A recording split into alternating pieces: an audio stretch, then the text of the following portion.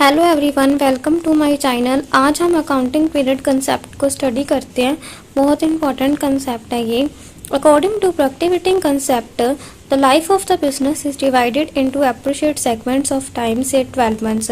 According to periodicity concept के दौरान business की जो लाइफ है उसको डिवाइड कर देना चाहिए हमें एक सेगमेंट के अंदर 12 मंथ्स के अंदर फॉर स्टडिंग द रिजल्ट्स को स्टडी करने के लिए।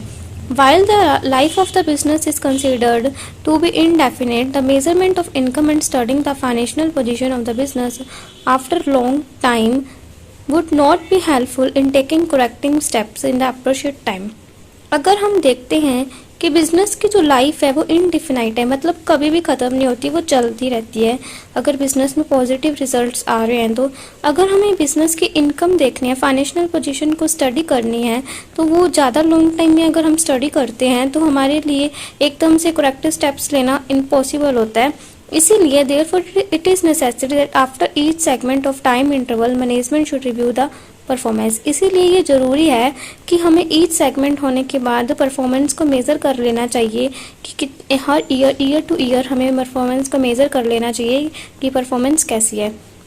The segment of time period is called accounting period. जो ये सेगमेंट है टाइम पीरियड की, इसको ही क्या कहते हैं? Accounting period, which is usually a year. ये मेनली ईयर में की जाती है। At the end of each accounting period income statement and the balance sheet is paired. Last के महीने में, इट मीन लास्ट में जाके इनकम स्टेटमेंट प्रिपेयर की जाती है, बैलेंस शीट प्रिपेयर की जाती है। The income statement discloses a P&L made by the business during an accounting period. जो इनकम स्टेटमेंट प्रिपेयर की जाती है वो प्रॉफिट एंड लॉस को क्लियर करती है कि अकाउंटिंग पीरियड में कितना प्रॉफिट हुआ और कितना लॉस हुआ है।